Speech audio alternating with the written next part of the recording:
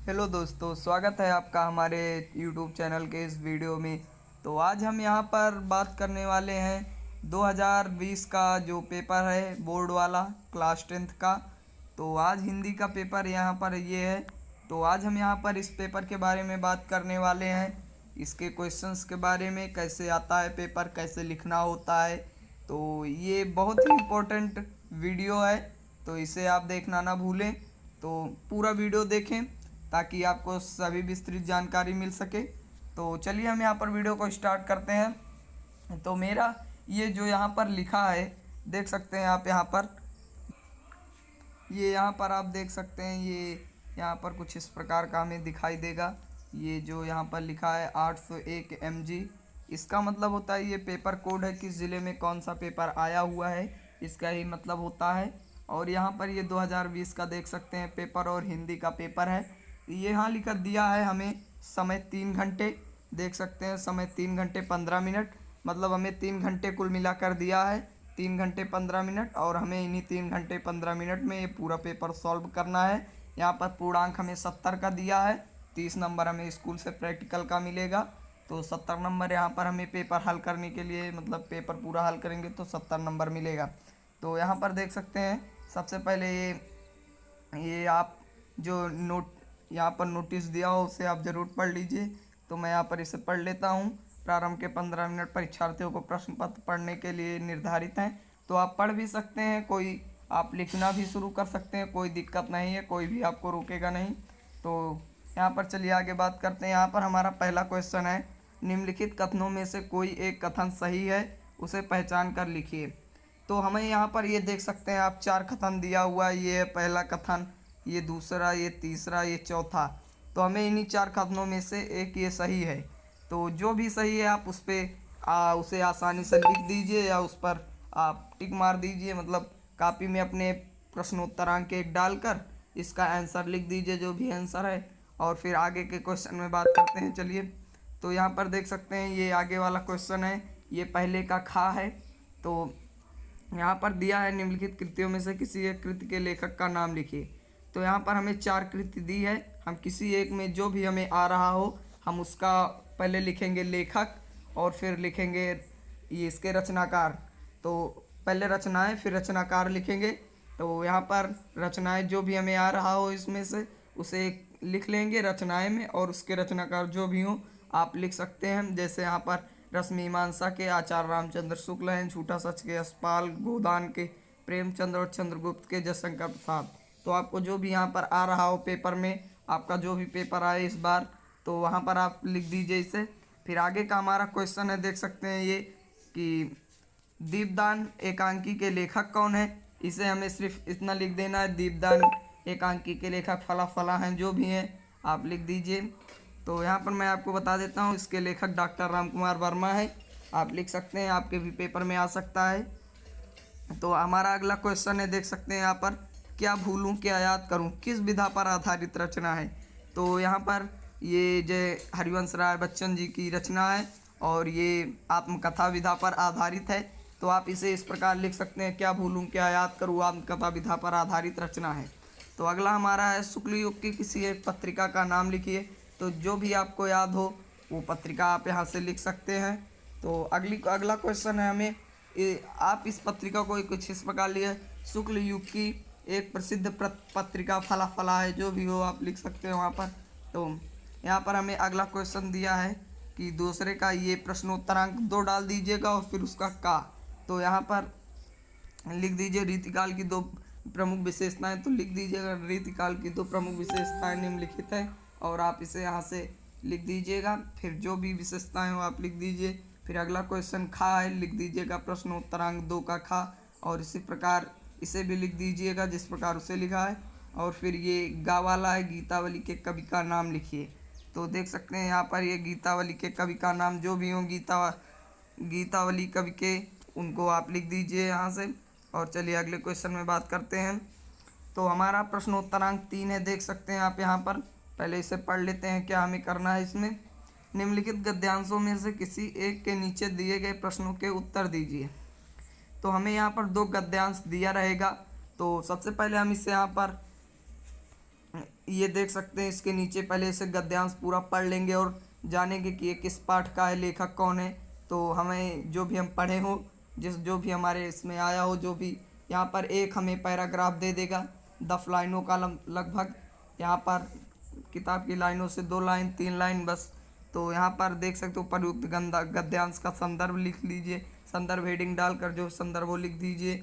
फिर उसके बाद यहाँ पर जितना रेखांकित है, मतलब जो जिसके नीचे अंडरलाइन किया गया है, उतना ही हमें इसकी व्याख्या करनी है। और फिर उपर्युक्त गद्यांश में किस कार्य को ईश्वर की इच्छा के विरुद्ध बताया गया है, इसी जो इतना दिया है पैराग्राफ, इसी में हमारे इस क्वेश्चन का आंसर है। तो हमें वो जो ढूंढ कर लिखना है।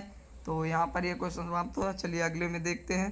तो उसका जो अथवा में दिया है, मतलब हम चाहे वो करें चाहे ये, हमें जो भी आ रहा हो, तो उसके अथवा में ये वाला दिया है हमें, तो ये वाला भी हम कर सकते हैं। ठीक उसी प्रकार का है, जिसका संदर्भ लिखना है, व्याख्या करनी है और इसमें प्रश्न का एक उत्तर देना है। तो इसमें हमें आसानी से इसमें 6 नंबर मिल जाएंगे। तो चलिए आगे बात करते हैं। हमारा अगला क्वेश्चन है, देख सकते हैं प्रश्नोत्तरांक 4। इसमें हमें एक पद्य दिया रहेगा, जो हमारे किताब में बहुत सारे पद्य होते हैं, तो हमें एक पद्य दिया रहेगा। तो देख सकते हैं, निम्नलिखित पद्यांशों में से किसी एक का संदर्भ सहित व्याख्या कीजिए तथा काव्य सौंदर्य भी लिखिए। तो यहाँ पर हमें 2 दिया रहेगा और दोनों में से एक ही हमें लिखना है। चाहे पहले का वाला लिख दीजिए चाहे खा वाला, लेकिन हिंट मतलब संकेत जरूर लिख दीजिएगा कि आप कौन सा लिख रहे हैं। और फिर उसका संदर्भ लिख दीजिएगा और उसको प्रसंग भी हो सके तो आप लिख दीजिए और व्याख्या भी कर दीजिए। और काव्य सौंदर्य के तत्व, रस, छंद, अलंकार जो भी हों इसके आप लिख सकते हैं, ताकि आपका एक भी नंबर कटने न पाए और यहाँ से आसानी से आपको 6 नंबर मिल जाएगा। तो हमारा अगला क्वेश्चन है, देख सकते हैं ये 5वां वाला। निम्नलिखित लेखकों में से किसी एक लेखक का जीवन परिचय दीजिए और उसकी एक रचना का नाम लिखिए। आप यहाँ पर इसे बहुत लंबा मत ले जाइए, सिर्फ जीवन परिचय मात्र 1 पेज में, रचना, जीवन परिचय और जो परिचय एक दृष्टि में होता है उसे भी यहीं से लिख दीजिए। तो यहाँ पर हमें एक ही लेखक का जीवन परिचय लिखना, चाहे रामधारी का, दिनकर जी का लिख दीजिए, चाहे जयशंकर प्रसाद का लिख दीजिए, चाहे रामचंद्र शुक्ल जी का लिख। ये हमारा जो ये दिया है यहाँ पर, ये 5वां वाला, ये हमारा गद्य का होता है और उसके नीचे ये वाला हमारा पद्य का जीवन परिचय होता है। तो यहाँ पर हमें यहाँ पर ये पद्य वाला भी लिखना है। तो हमें यहाँ पर जो 3 दिया, अशोक वाजपेयी, श्याम नारायण पांडे, रामनरेश त्रिपाठी, हमें तीनों में से किसी एक का यहाँ पर भी लिखना है। तो दोनों में से जब बहुत ज़्यादा लंबा नहीं करेंगे, सिर्फ एक पेज का, और उसमें सब सिर्फ इनकी एक ही रचना हमें लिखनी है, बहुत ज़्यादा शार्ट नहीं करना है क्योंकि हमें और भी पेपर सॉल्व करना है आगे। चलिए अगला देखते हैं। तो यहाँ पर देख सकते हैं हमारा 6वां क्वेश्चन है।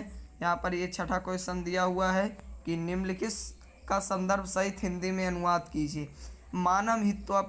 तो यहाँ पर जो है हमारा दिया है या इसके अथवा में दिया है, आम स्वीगिता समया इति कत्ते तस्मिन् के। तो दोनों में से किसी एक का हमें संदर्भ लिखना है और इसकी व्याख्या हिंदी अनुवाद भी कर देना है। तो ये भी हमें संदर्भ लिखना ही लिखना है, संदर्भ नहीं लिखेंगे तो हमें पूरा नंबर नहीं मिलेगा। और हिंदी अनुवाद कर देंगे तो हमें यहाँ पर 4 नंबर आसानी से मिल जाएगा।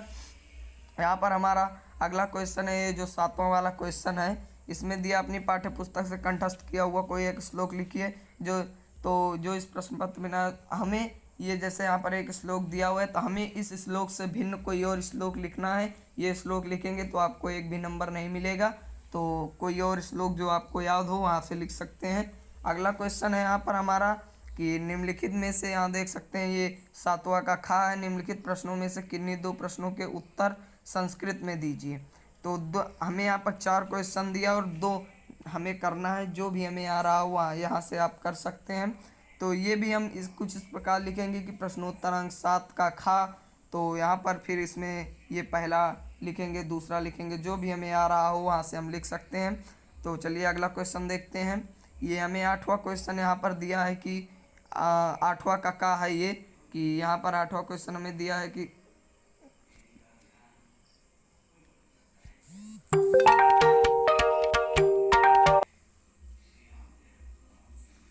यहाँ पर हमें 8वां क्वेश्चन दिया है, करुण रस अथवा हास्य रस की परिभाषा उदाहरण सहित लिखिए। तो हमें यहाँ पर करुण रस अथवा हास्य रस की परिभाषा लिखनी है। तो हमें दोनों में से कोई एक ही करना है और उसका उदाहरण और परिभाषा दोनों लिखना है, तभी हमें पूरा नंबर मिलेगा। और थोड़े अच्छे राइटिंग में भी लिखिए तभी आपको अच्छे नंबर यहाँ पर मिलेंगे, क्योंकि हिंदी में जितनी अच्छी राइटिंग होगी उतने ही अच्छे नंबर मिलेंगे।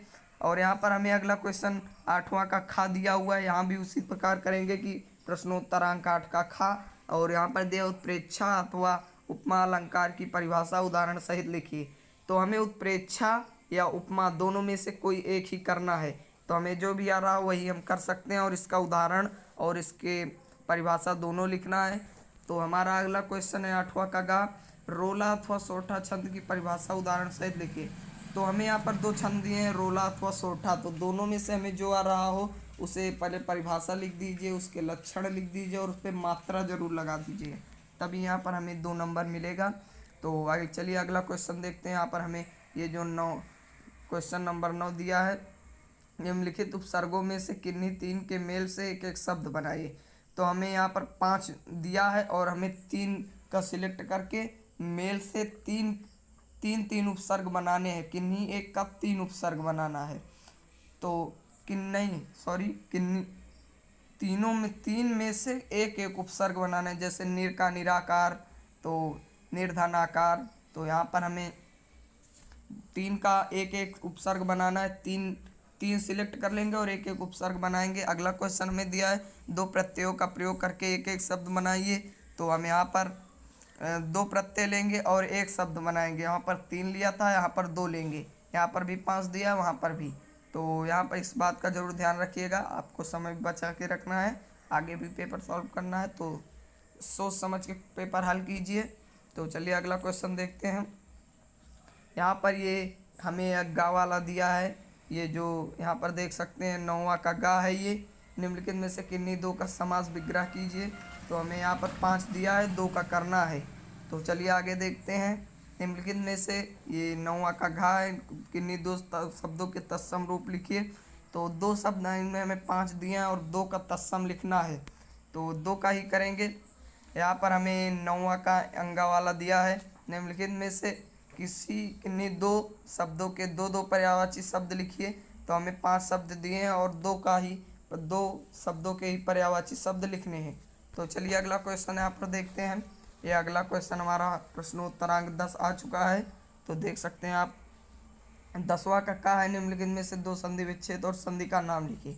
तो हमें 5 दिया है, 2 का संधि विच्छेद करना है, हमें 2 से ज़्यादा नहीं करना है, चाहे 3 अगर आपसे गलती से हो गया तो काटिए मत, कोई दिक्कत नहीं है, आपको नंबर मिल जाएगा, 2 का ही नंबर मिलेगा। तो चलिए अगला क्वेश्चन देखते हैं। निम्नलिखित शब्दों के रूप षष्ठी विभक्ति में लिखिए। फल अथवा मति, तद, स्त्री या युष्मद्। तो हमें फल अथवा मति में से कोई एक करना है और तद, स्त्री या युष्मद् में से कोई एक करना है, और हमें इसकी षष्ठी विभक्ति एक वचन में लिखना है। तो हम यही सिर्फ एक वचन लिखेंगे, बहुवचन अथवा द्विवचन नहीं लिखेंगे, नहीं हमें नंबर नहीं मिलेगा, हमारा नंबर यहाँ पर काट लिया जाएगा।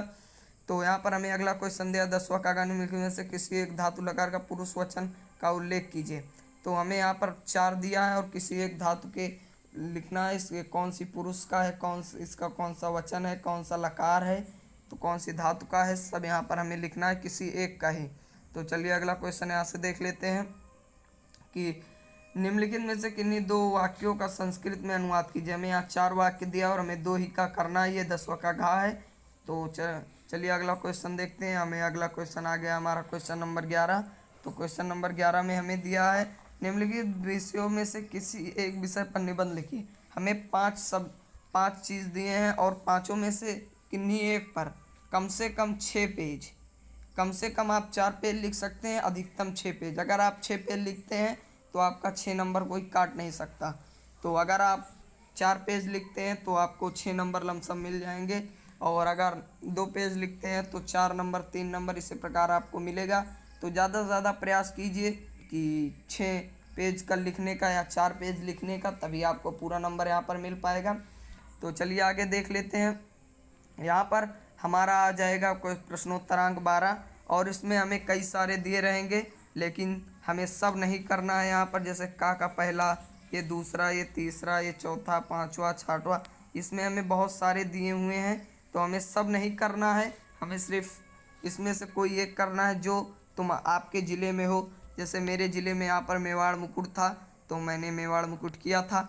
और आपके ज़िले में जो भी हो, ज्योति जवाहिर, करमवीर, भरत, तुमुल, जय सुभाष, तो आपको जो भी हो आप उसके यहाँ पर दिया रहेगा कि जैसे तुमुल आपके मान लेते हैं आपके ज़िले में तुमुल है, तो खंड काव्य के कथानायक संक्षेप का तो इसके जो भी कथा नायक हों, कथानक हों, उनका पूरा संक्षेप में उनकी पूरी कहानी लिखिए। और तुमुल खंड काव्य के आधार पर लक्ष्मण का चरित्र चित्रण कीजिए। चरित्र चित्रण आप हेडिंग में कीजिए और ज़्यादा से ज़्यादा 1 पेज लिखने का प्रयास कीजिए, तभी आपको यहाँ पर पूरा नंबर मिल पाएगा। तो आज की इस वीडियो में इतना ही। अगला पेपर हम अगले वीडियो में देखेंगे। अगर आपको वीडियो कैसा लगा कमेंट बॉक्स में ज़रूर बताएं और चैनल को सब्सक्राइब कर लें ताकि हम इस यूट्यूब की दुनिया में आपसे बिछड़े नहीं। तो अगर आपको वीडियो अच्छा लगा तो वीडियो को लाइक करें और ज़्यादा से ज़्यादा शेयर करें। चैनल को सब्सक्राइब करना ना भूलें। धन्यवाद।